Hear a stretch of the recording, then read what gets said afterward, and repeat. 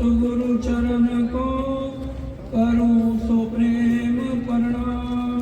अशुभ हरण मंगल करण धनी श्री देव चंद्र जी नाम। श्री प्राणनाथ निज मूल पति श्री महराज सुनाम। तेज कुंवर श्यामा जुगल को पल पल करूं प्रणाम। पिया जी को पल पल करूं प्रणाम। प्राणों के आधार आत्म संबंधी सुंदर साथ जी, धर्म प्रेमी साथियों, आप सबको कोटि कोटि प्रणाम। आज 33 करोड़ देवी देवता, ब्रह्मा जी, विष्णु जी और महेश जी का पूजन पूरे ब्रह्मांड में किया जाता है। आज हम इनकी पूजा छोड़कर एक प्राणनाथ जी की पूजा क्यों करें? क्योंकि हमारी शरीर की सारी इच्छाएं ये देवी देवता पूरे करते हैं। हमें कोई प्रॉब्लम है, 40 दिन का व्रत रखो, आपकी इच्छा पूरी हो जाएगी। तो फिर हम इनकी पूजा क्यों करें? एक पार ब्रह्म का ध्यान क्यों करें? सबकी पूजा छोड़ कर। क्योंकि 84 लाख योनियां हम भूल चुके हैं। एक बार जीव जन्म लेता है, श्रीमद् भागवत कह रही है 1 लाख बिच्छू डंक मारती हैं तब जीव का जन्म होता है, और 1 लाख बिच्छू डंक मारते हैं तब ये जीव इस शरीर से बाहर आता है। 84 लाख बार इतना दर्द सहने के बाद ये मानव तन मिला है। आज हम जरा अपने घरों में जाके 2 मिनट भी नहीं उल्टा लटक पाएंगे, सिर नीचे और टांगे ऊपर करके देखिए कितना दर्द सहन करना पड़ेगा। और मानव तन में हम सब जानते हैं कि 9 महीने बच्चा माँ के गर्भ में उल्टा लटका रहता है और मलमूत्र पे रहता है। इतना कष्ट सहने के बाद ये हमें मानव तन मिला है, और इसके महत्व को समझें। क्योंकि जितना भी ये ब्रह्मांड के 33 करोड़ देवी देवता हैं, या ब्रह्मा जी, विष्णु जी, महेश जी, ये तो खुद पूजा करते हैं अपने से ऊपर की। कबीर जी ने इसके बारे में जो कहा है नोट कर लीजिए, नहीं तो रिकॉर्डिंग हो रही है, इसको दोबारा सुन लेना और कबीर जी की साखियां और बीचक में जाके पढ़ लेना। 3 गुणन की भक्ति में भूल गयो संसार। 3 गुण, रजोगुण, तमोगुण, सतोगुण, ब्रह्मा जी, विष्णु जी और महेश जी की पूजा में जो है भूल गया सारा संसार। कबीर जी क्या कह रहे हैं? कबीर कहे निज नाम बिना कैसे उतरोगे पार। इतना निज नाम का महत्व है। एक तो नाम है, एक है सतनाम और एक है निज नाम। नाम तो हमारे शरीरों के जो भी हैं, और सत्य नाम भी इसी ब्रह्मांड के शून्य से आगे नहीं जाता। एक निज नाम है, वो पार ब्रह्म का नाम जिसकी दुनिया इंतजार कर रही थी। निज नाम सोई जाए रुआ जाकी सब दुनी रहा देखत। मुक्त देसी ब्रह्मांड को आए ब्रह्म आत्म से। वो एक पार ब्रह्म के नाम की दुनिया सतयुग से इंतजार कर रही थी कि वो नाम कब आएगा। अब बड़े ध्यान से समझने की बात है, 4 चीजों का मिलना बहुत कठिन है। सबसे पहले कलयुग, भरतखंड, मानव तन और एक पार ब्रह्म के चरण कमल। वो आज हमें पता लग गया कि वो चारों चीजें हमें ऊपर वाले ने दी है। जिनको पार ब्रह्म का नहीं पता, तो 3 चीजें तो हर एक इंसान को मिली हैं जो भारतवर्ष में रह रहे हैं। भरतखंड सबके पास है, कलयुग सबके पास है, और मानव तत्व हम सब है। पार ब्रह्म के बारे में ही तो आज हम बताने जा रहे हैं। प्राणनाथ सबसे पहले समझिए, किसी व्यक्ति का नाम नहीं है, प्राणनाथ किसी गुरु महाराज का नाम नहीं है। प्राणनाथ आत्मा के प्रीतम को प्राणनाथ कहते हैं। तभी हम मंदिरों में बोलते हैं, तुम हो एक अगोचर सबके प्राणपति। इसलिए वो हमारे सबके आत्मा के पति हैं। तो सब मिलके उस आत्मा के पति का जयकारा बोलेंगे, बोलो श्री प्राणनाथ प्यारे की जय। वो हमारे आत्मा के पति हैं सबके। तभी तो बोलते हैं, तुम हो एक अगोचर सबके प्राणपति। तो सुंदर शाह जी, अब हमें ये मानव दल भी मिल गया, भरत खंड में मिल गया, कलयुग में मिल गया, और एक पार ब्रह्म के बारे में अब हम ये देखें। आज मान लीजिए हम सब शंकर भगवान के पुजारी हैं, लेकिन आज करोड़ों लोग, अरबों लोग अमरनाथ की गुफा में जा रहे हैं दर्शन करने, सब जाते हैं अमरनाथ। लेकिन हम विचार करें, शंकर भगवान किसका ध्यान करते हैं? हम तो शंकर भगवान का ध्यान कर रहे हैं, कोई बात नहीं। लेकिन अगर एक पार ब्रह्म है, अगर शंकर भगवान जी एक पार ब्रह्म है, तो दुनिया अमरनाथ क्यों जा रही है और शंकर भगवान का पूजन क्यों करिए? जबकि शंकर भगवान तो खुद ऊपर ध्यान करते हैं। अगर वो एक परमात्मा है तो दूसरे का ध्यान क्यों कर रहा है? क्योंकि उमा जी हमेशा उनके पास बैठ के संजीवनी बूटी पीसती रहती है, ओम नमो शिवाय, ओम नमो शिवाय। एक बार नारद भगवान आए, कहने लगे, माते आपने कभी शंकर भगवान से पूछा है ये किसका ध्यान करते हैं? क्योंकि जब से सृष्टि बनती है तब से ये ध्यान में बैठ जाते हैं, और आपको हर युग में दोबारा तपस्या करके दोबारा इनसे शादी करनी पड़ती है। कहने लगे, मैंने तो ये कभी सोचा ही नहीं। कहने लगे, तुम उनसे पूछो ताकि इनके साथ ही तुम्हारा शरीर छूटे। जब शंकर भगवान की समाधि टूटी, ये अमर कथा है साथियों, और हर ग्रंथ में आपको पढ़ने को मिल जाएगी। शंकर भगवान की समाधि टूटी, उमा जी ने कहा, प्रभु आप किसका ध्यान करते हो मुझे बता दो, ताकि मेरा भी मरण जन्म आपके साथ हो। शंकर भगवान कहने लगे, उमा तू सुन नहीं पाएगी। कहने लगे, आप कृपा करो तो मैं सुन भी लूंगी। अमरनाथ की गुफा में ले गए, बड़े ध्यान से समझने की है, ये अमर कथा इसको कहते हैं।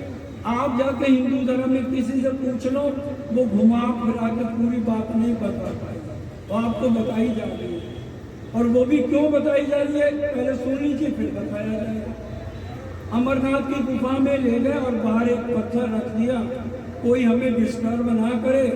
उमा जी सामने बैठ गई, कहने लगे, उमा मैं अपना ध्यान ऊपर ले जा रहा हूँ, मेरी हर बात के बाद तुम हुंकारा भरना, ताकि मुझे पता लग जाए कि तुम मेरे से ज्ञान सुन रहे हो। बड़े ध्यान से समझने की बात है साथियों।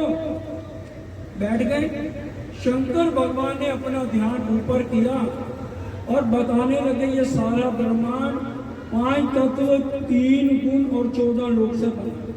3 गुण रजोगुण, तमोगुण, सतोगुण, 5 तत्व जल, वायु, अग्नि, पृथ्वी, आकाश, 14 लोक ये मृत लोक है, 7 लोक नीचे हैं, अतुल, वितुल, सुतुल, तलातल, महातल, रसातल, पाताल, और ये भूलोक है जिसमें हम बैठे हैं, और 6 लोक ऊपर हैं, भंवर लोक, स्वर्ग लोक, जप लोक, तप लोक, वैकुंठ, अष्टावरण, गायत्री। यहाँ तक तो उमा जी हुंकारा भरती रही। वहां एक सूखा हुआ तोते का अंडा भी पड़ा था। जैसे शंकर भगवान ने योग माया अक्षर ब्रह्म का नाम लिया, उमा जी को नींद आ गई। अंडा फूटा, तोता उमा जी की तरह हुंकारा भरने लगा।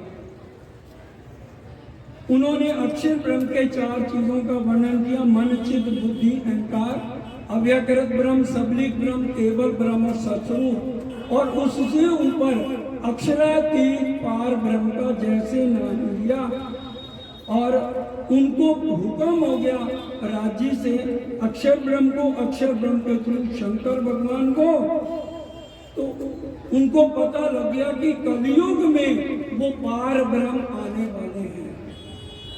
उन्होंने फौरन आंख खोली, कहने लगे उमा बधाई हो, अब ये जो कलयुग आएगा वो पार ब्रह्म आएंगे। शिव पुराण पढ़ लीजिए, महेश्वर तंत्र पढ़ लीजिए, हमारे सबके संशय दूर हो जाए। देखो उमा तो सो रही है। तो कहने लगे ये ज्ञान फिर सुना किसने? देखा तो तोते ने सुन लिया। ये तोता कौन था? सुखदेव मुनि। ये तोता कौन था? सुखदेव मुनि। अक्षर ब्रह्म की 5 वासनाओं में ये सुखदेव जी, वो तोते के पीछे दौड़े। अब वो सुखदेव मुनि अक्षर ब्रह्म की 5 वासनाओं में है। उन्होंने अपने तपोबल से अपना शरीर छोड़ा और सूक्ष्म में व्यास जी की पत्नी के रूप में चले गए। और जाकर के उनके गर्भ में रहे 12 साल बीत गए।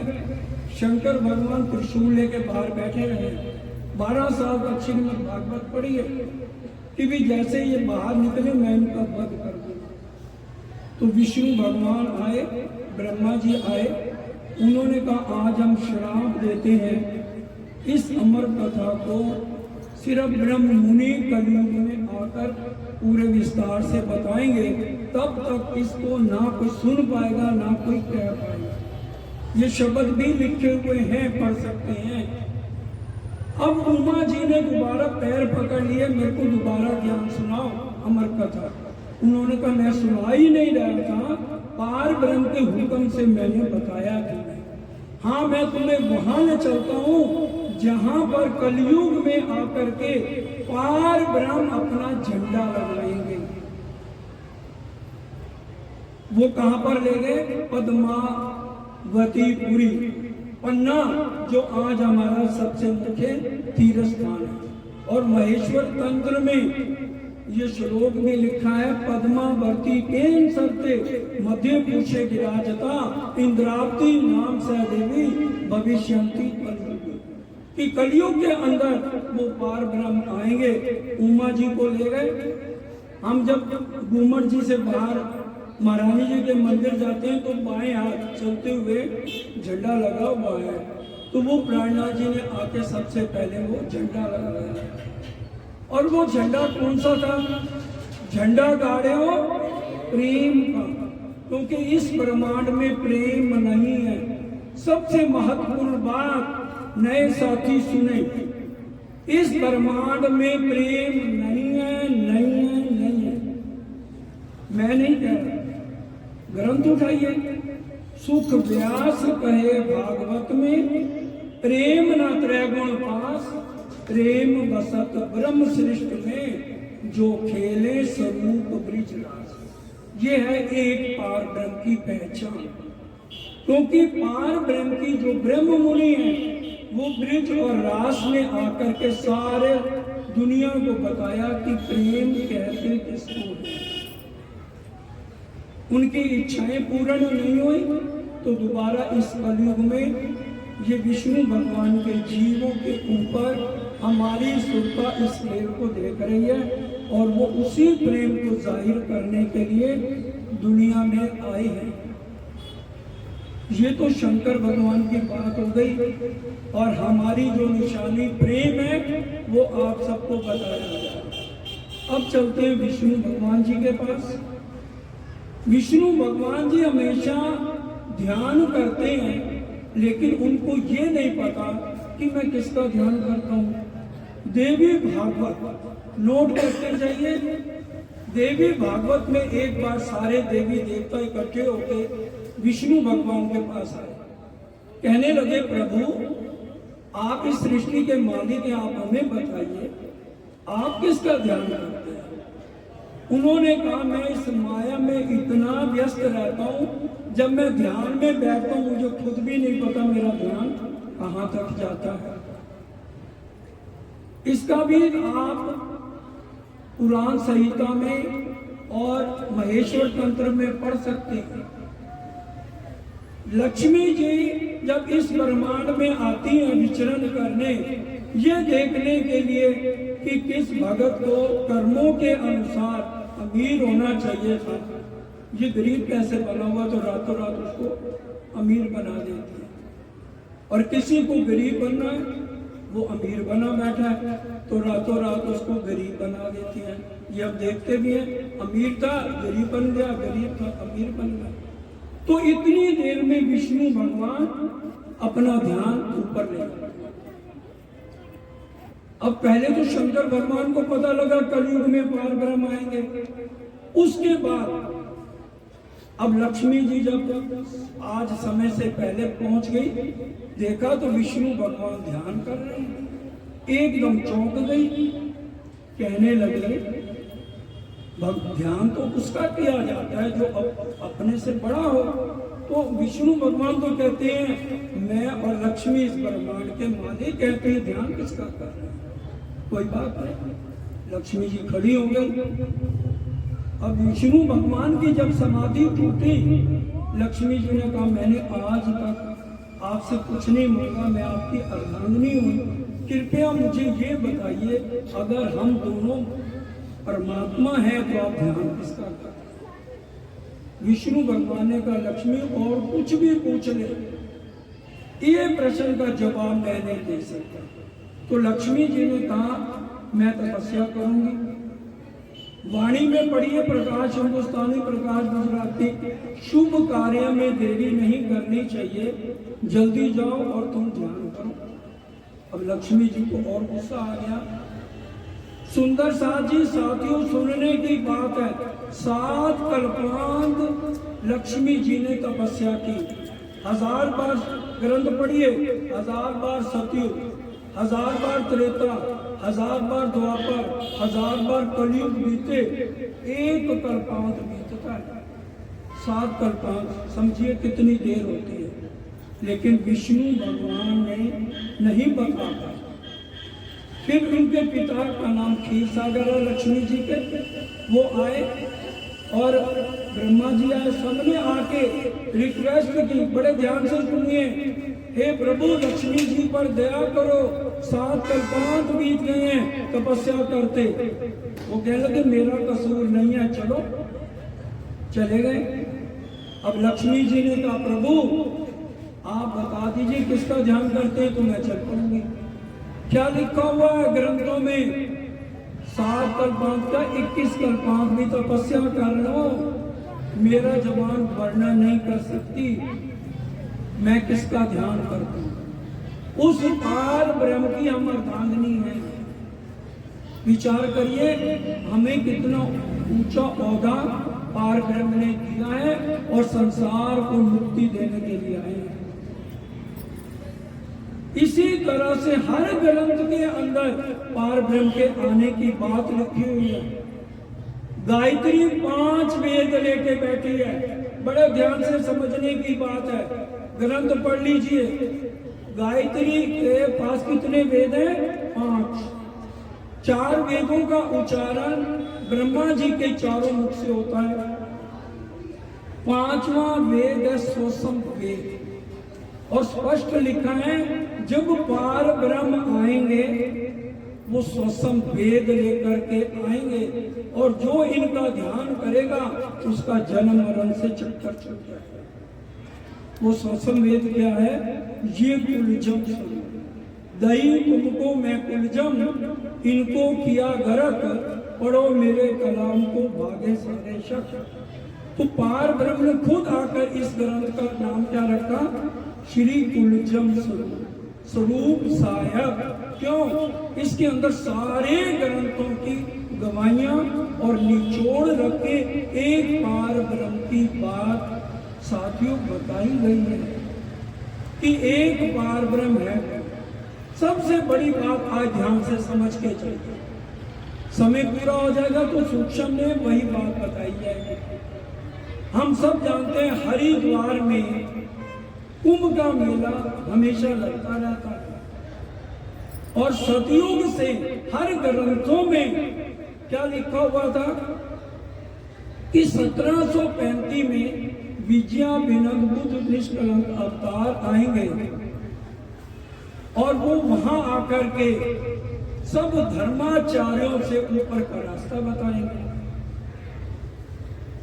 और हमारी वाणी में भी क्या लिखा है, 4 युग है, सतयुग, त्रेता, द्वापर और कलयुग। सतयुग के 17 राजा, त्रेता के 29 राजा, द्वापर के 19 राजा और 20वां जब कलयुग का औरंगजेब का समय होगा, विजया विनद बुद्ध निष्कलंक अवतार आएंगे।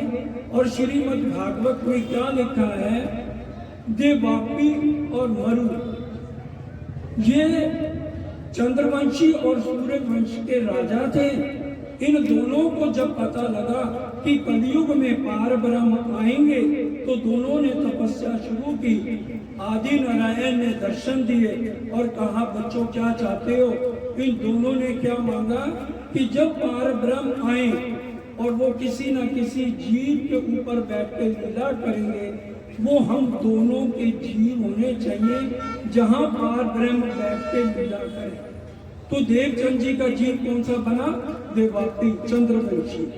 और जो प्राणनाथ जी आए, 5 शक्तियों सहित इंद्रावती जी को उपमा दी गई, उनका जीव कौन सा बना? मरु। हरिद्वार चलते हैं। बोलो श्री प्राणनाथ की जय। ये समझने की बात है, सूक्ष्म में सुन के जाइए। ये हरिद्वार का प्रसंग समझने का है। 500 साथी गए हरिद्वार में श्री जी के साथ और वहां सनातन धर्म सभा की 4 संप्रदाय के लोग थे, रामानुज, निमानुज, विष्णु श्याम और माधवाचार्य।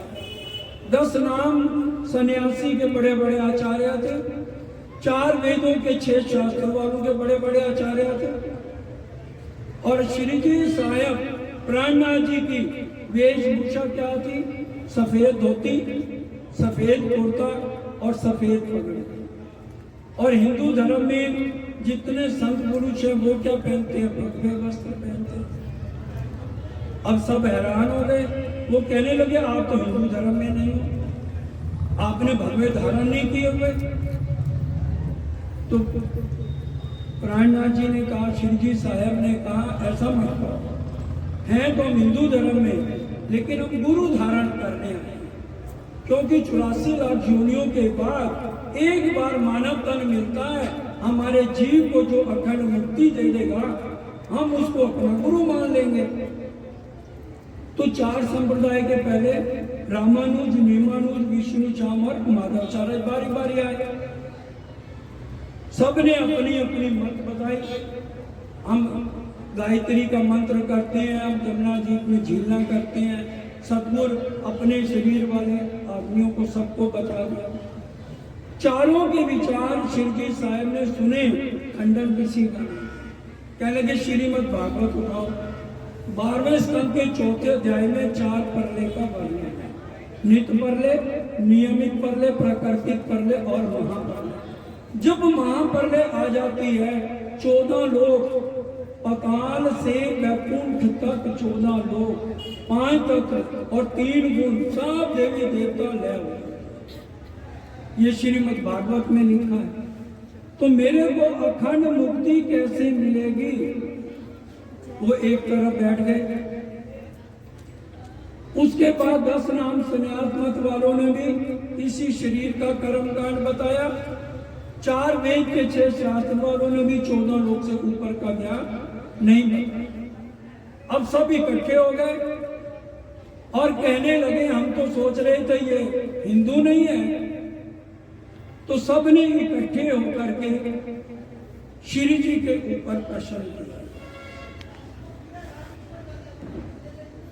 कि भी जब शरीर में संकट आते हैं तो बिना देवी के पूजन तो किया नहीं जाता। आप ही आकर मानव तन में आए हैं, आपके भक्तों के ऊपर संकट आएंगे, परेशानियां आएंगी, तो कौन सी देवी का पूजन करोगे? उन्होंने कहा, ब्रह्म विद्या देवी से, हम ये ब्रह्म विद्या देवी का पूजन करेंगे। और भी उन्होंने जितने भी प्रश्न किए श्री जी साहब ने सूक्ष्म में आपको बताया जा रहा है, बड़े ध्यान से समझो।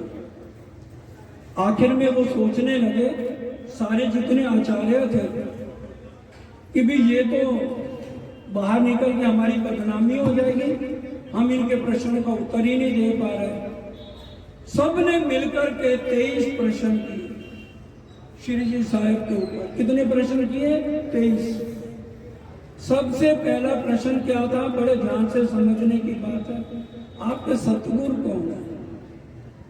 अब उन्होंने पकड़ना है कि ये शरीर की पूजा करते हैं या आत्मा से एक पार ब्रह्म की पूजा करते हैं। और ये पद्धति जो निजानंद संप्रदाय की है हमने नहीं बनाई, शंकर भगवान ने पहले ही भविष्यवाणी में लिख दिया था कि वो जो ब्रह्म मुनि आएंगे उनकी ये पद्धति होगी। निजानंद संप्रदाय की पद्धति बंगला दरबार में पन्ना चाहिए और लिखा भी हुआ है नीचे, शिव पुराण में ये पद्धति शंकर भगवान ने लिखी हुई है। ये बात समझ लीजिए। सबने पूछा सतगुरु कौन है, तो श्री जी ने क्या कहा? बोलो श्री प्राणनाथ की जय। सतगुरु ब्रह्मानंद है। हम पंच भौतिक शरीर वालों को सतगुरु नहीं कहते, ये हमारे प्रेरणा स्रोत है। वो खुद कह सकते थे मैं इनका सबका सतगुरु हूं। क्या कहा? सतगुरु ब्रह्मानंद है, वो श्यामा महारानी हमारी सतगुरु। और सूत्र है अक्षर रूप। ये अगरबत्ती मतलब सूत्र है अक्षर रूप। दुनिया वाले जनेऊ को ये सूत्र मानते हैं। प्राणनाथ जी ने क्या कहा? हमारा जो शुरुआत है वो अक्षर ब्रह्म से होती है। हर ग्रंथ, कोई भी हम ग्रंथ उठा लें, हर एक में 3 पुरुषों का बेवरा है, क्षर, अक्षर और अक्षरातीत। कोई ग्रंथ उठा। और गुरु नानक जी ने लिखा क्षर ते परे अक्षर ते पारा, वही पुरुष का करो विचारा।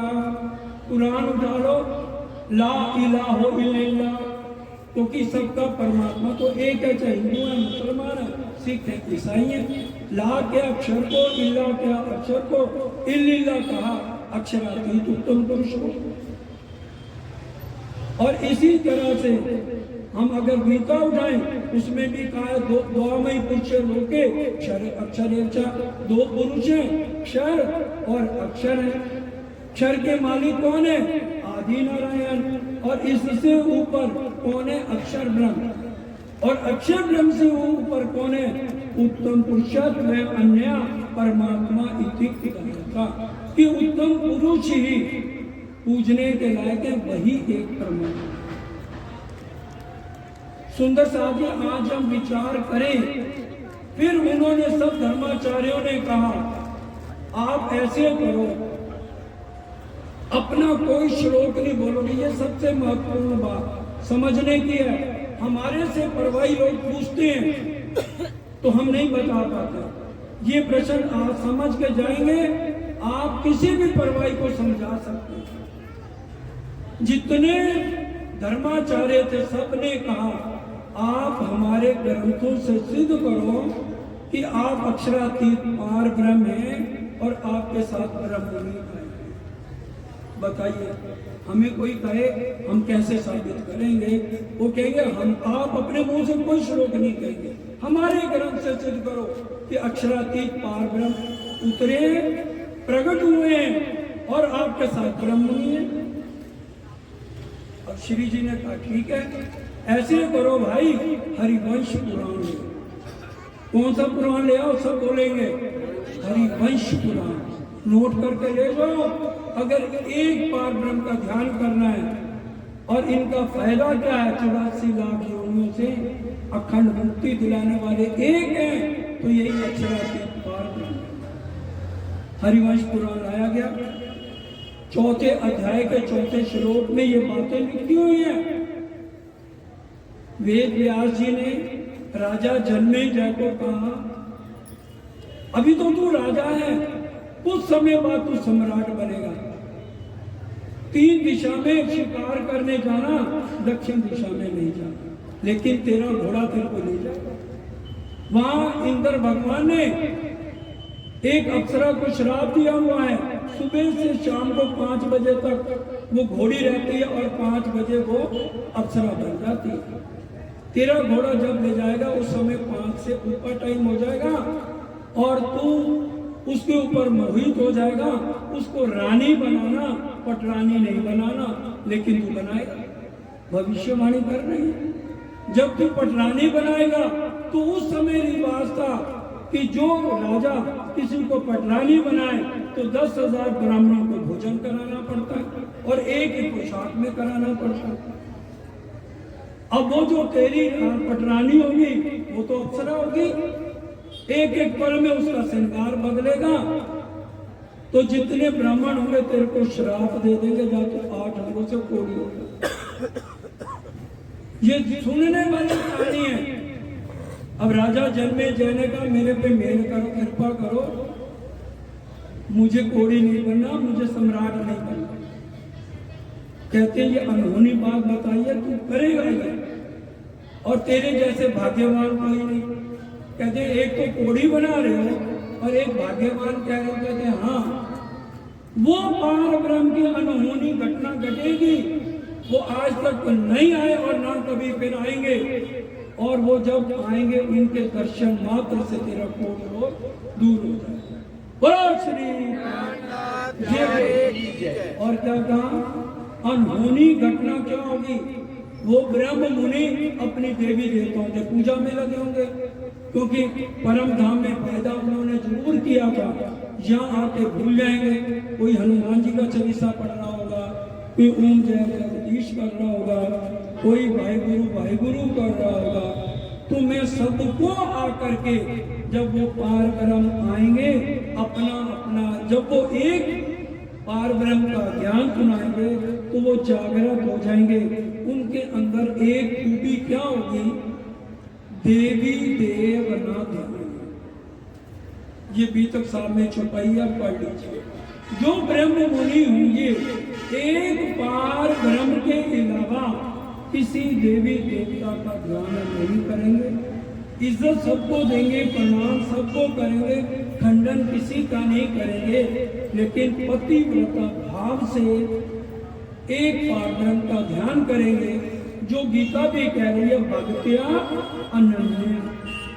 अनन्या भक्ति मतलब पतिव्रता मान के आत्म से ध्यान करेंगे।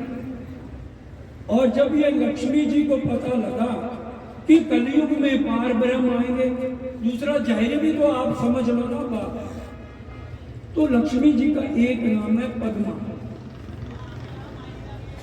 वो पद्मा के नाम से पन्ना जी में ध्यान करने लगे। जब प्राणनाथ जी पद्मावतीपुरी पहुंचे, उन्होंने पद्मा ने, लक्ष्मी जी ने श्री जी के चरणों में प्रणाम किया तो उन्होंने आशीर्वाद दिया, आज से तेरे नाम से इस शहर का नाम पन्ना से पद्मावती हो जाएगा। हम महारानी जी के मंदिर जाते हैं, उसके पीछे पद्मावती मंदिर बना हुआ है। ये प्राणनाथ जी का आशीर्वाद दिया हुआ लक्ष्मी जी का, जिनका नाम पद्मा है। तो कई सुंदर साहब को भी ये बातों का नहीं पता होगा कि कितना महत्व है।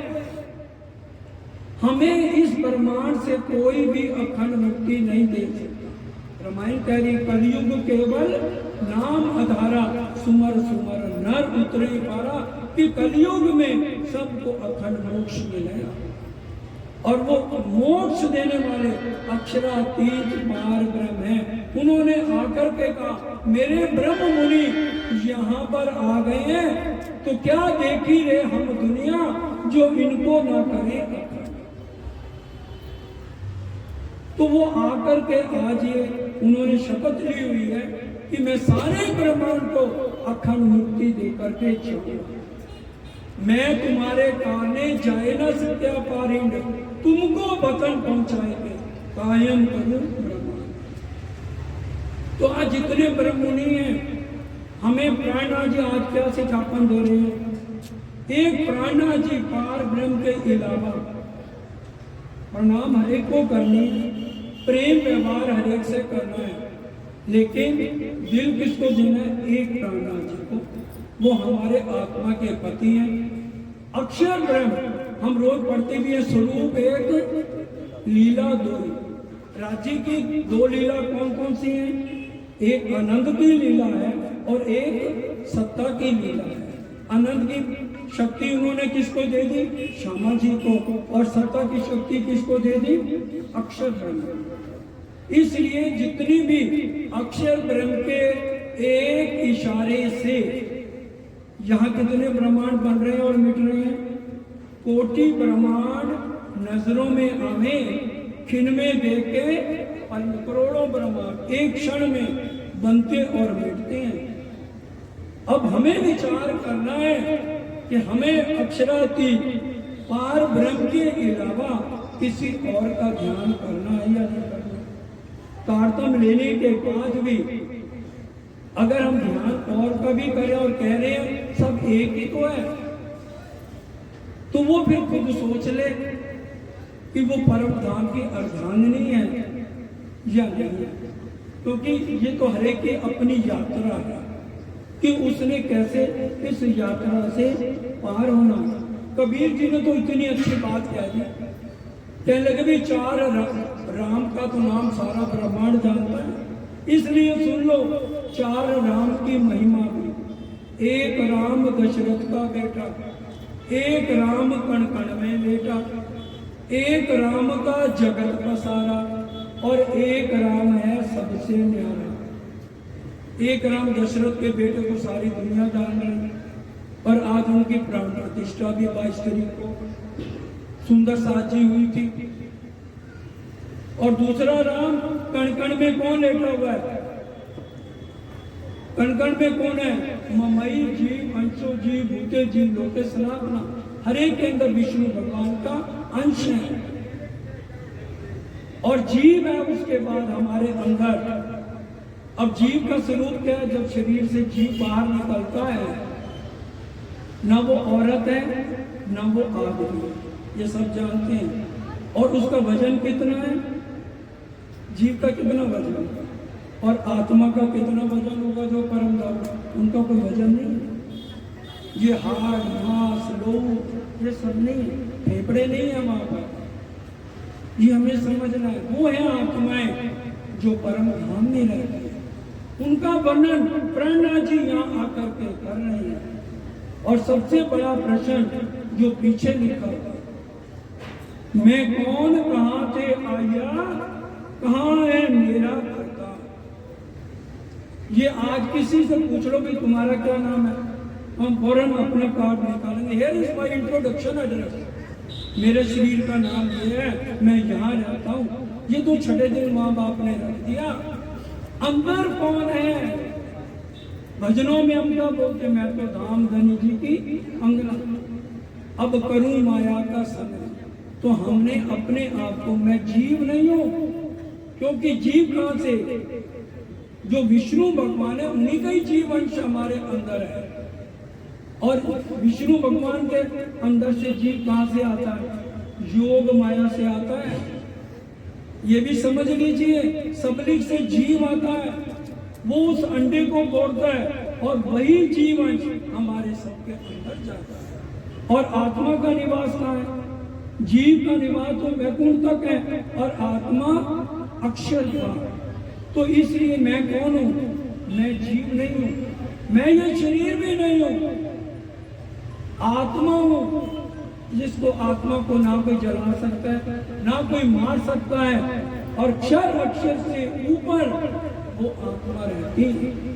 यहाँ तो मुंडक उपनिषद सबसे बड़ा प्रमाण, मुंडक उपनिषद पढ़ लीजिए। उसमें क्या लिखा हुआ है?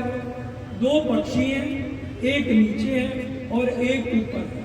जो ऊपर वाला पक्षी है वो शांत है, वो सिर्फ देख रहा है कि ये नीचे वाला पक्षी क्या कर रहा है। वो नीचे वाला पक्षी फल खाता है और अलग अलग योनियों में भटकता है, मरण जन्म में आता है। वो कौन है? जीव है। हम कौन है? आत्मा है। मुंडक उपनिषद के अनुसार सबसे ऊपर वाली डाल पे बैठे हैं जो दृष्टा बन के देख रहे हैं। असली कण ये देख रही है मैं विजय हूँ। अब असली तन के दिल से ये बात निकालनी है, तू विजय नहीं है, तू कौन है? तू आत्मा है। वो यही प्रश्न आज पीछे भी लिखा हुआ, मैं कौन, कहाँ से आया, यही प्रश्न लिखे सबसे पहले 400 साल पहले हमारे सतगुरु महाराज देवचंद जी लेके निकले। कण कण में होता तो देखता सब कोई, घट घट में देखता तो मरता ना कोई। इसलिए उनको 29 साल लग गए इस प्रश्न का जवाब देना। हमारे हाथियों ने हमें मक्खन निकाल के रख दिया। हमें आज पता है कि मैं जीव नहीं हूँ, मैं शरीर नहीं हूँ, मैं परम धाम की आत्मा हूँ। मैं कौन, कहाँ से आई हूँ? आज हमसे कोई पूछे भाई आप कौन हो, हम क्या, हम तो आत्मा है। कहाँ से आए हो? हम परम धाम अक्षरातीत की अर्धांगिनी है, असली तन वहाँ बैठे हैं, वहीं से सुरता रूप में हम इस खेल को देख रहे हैं। और मालिक कौन है? एक अक्षरातीत प्राणनाथ जो है, किसी गुरु का नाम नहीं है, किसी व्यक्ति का नाम नहीं है, वो प्राणनाथ आत्मा के पति जो हैं उनको हम प्राणनाथ कहते हैं। वो हमारे मालिक हैं। और एक भाई लोग, आजकल तो बहनें भी खैर घोर कलयुग आ गया है, खाना पीना सबका बहुतों का बिगड़ गया है, तो मछलियां सब खा रहे हैं, मीट खा रहे हैं, शराबे पी रहे हैं। कबीर जी ने इसके बारे में कहा है, जो जो भाई लोग या बहनें इसका सेवन करते हैं, कबीर जी की बात सुन लीजिए पहले। भांग मछली सुरा पान जो जो प्राणी खावे, तीरथ व्रत नेम किए जो सब रसातल।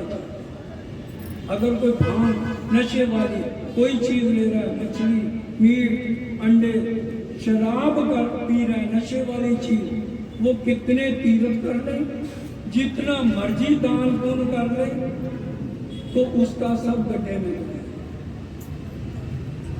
ये कबीर जी ने कहा, पढ़ लीजिए। और प्राणनाथ जी ने भी इसके बारे में स्पष्ट कहा है। जहां भी जाते थे वो किसी को निज नाम, क्योंकि निज नाम से मुक्ति मिलती है। वेदों के सूत्र कह रहे हैं, तारतम में न जानाति सच्चिदानंद लक्षण, कि तारतम पार ब्रह्म तक जाना है तो बिना तारतम के मुक्ति नहीं मिल सकती। इसलिए और जहां जाते थे तारतम भी, निज नाम भी वो तब देते थे, पहले 4 चीजों की शपथ लेते थे। पीना तंबाकू छोड़ दो, मांस मछली सब, शराब दारू चोरी और पर स्त्री का भोग ये नहीं करना।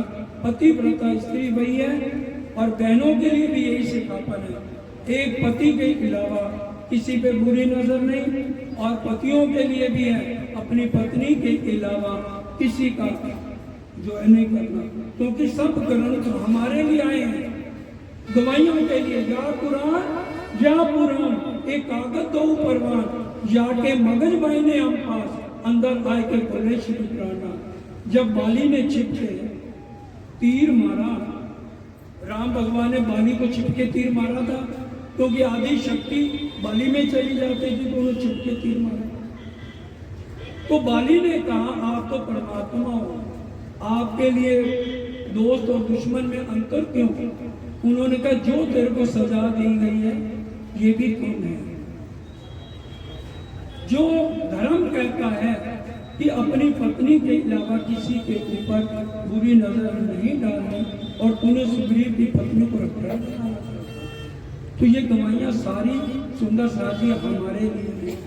हम उनकी पतिव्रता नारी हैं, जो रहने हमारी परम में है। हम उठते थे पार ब्रह्म के लिए, श्रृंगार करते थे उनके लिए। इसलिए जितना टाइम रहना है तो हमने उसी रास्ते पर चलना है।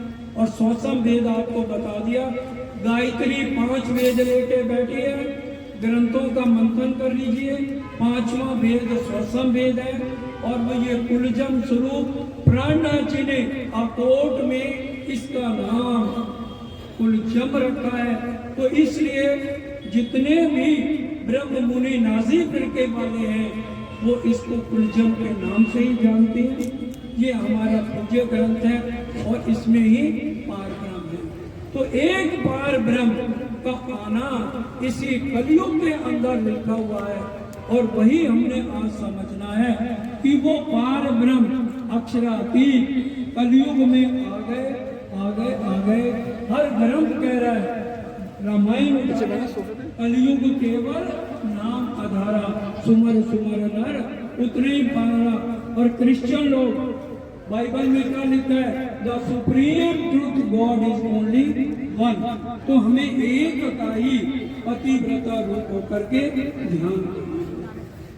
और गुरु नानक जी ने भी यही कहा नानक एको सुमरिए जन्म मरण दुख जाए दूजा काहे को सुमरिए जन्मे थे मर जाए। तो एक बार ब्रह्म कोई भी ग्रंथ ये नहीं कहता कि 10-20 परमात्मा है। कहते तो हैं कहते सारे एक परमात्मा पर ना माने एक को कोई कह सारे नहीं है।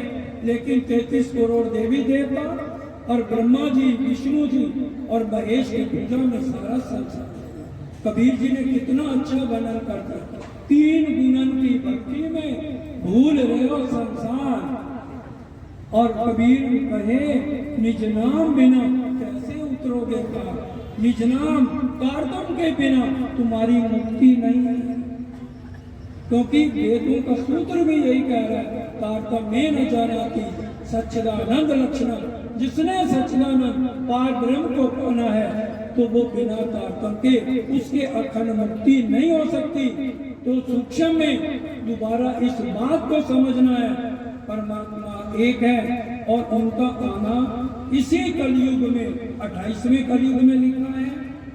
जिनका ध्यान शंकर भगवान करते हैं, जिनका ध्यान विष्णु भगवान करते हैं, जिनका संकना सनातना ब्रह्मा जी के जो पुत्र हैं वो करते हैं, 33 करोड़ देवी देवता करते हैं। ये 14 लोक का ब्रह्मांड जिसमें सब देवी देवता रहते हैं। श्रीमद् भागवत 12वें स्कंद 4थे अध्याय के अनुसार 4 तरह की परले हैं। नित्य परले, नियमित परले, प्राकृतिक परले और महापरले। और जब महापरले आती है तो 14 लोग 5 तत्व 3 गुण का महापरले में सबका लय हो जाता है। तो उस समय मेरे जी को अखंड मुक्ति कौन देगा। प्राणनाथ जी ने हरिद्वार में ये प्रश्न किया। तो इसके बाद उन्होंने हरिवंश पुराण से सिद्ध कर दिया कि भी हम ही ब्रह्म मुनि है। अभागी नो भविष्यन्ति मुनियो ब्रह्म रूपना उत्पन्नाय कलयुगे प्रधान शिष्य। कि एक अनहोनी घटना घटेगी कलयुग में। वो पार ब्रह्म और उनके ब्रह्म मुनि आएंगे और वो आकर के एक ही पार ब्रह्म का ध्यान करेंगे और किसी भी देवी देवता ध्यान नहीं करेंगे। तो ये देवी देवता का हमारा खंडन नहीं है। हम उनको इज्जत देते प्रणाम करते हैं। पतिव्रता हमारा साधन है जो भक्त्या अनन्या गीता भी कह रही है। और उसी भाव से हम एक अक्षरातीत पार ब्रह्म को अपना प्राणों का नाथ मानते हैं। तुम हो एक अगोचर। प्राणनाथ किसी गुरु का नाम नहीं, किसी व्यक्ति का नाम नहीं, आत्मा के मालिक को ही प्राणनाथ कहते हैं। उसी का ही हम ध्यान करते हैं।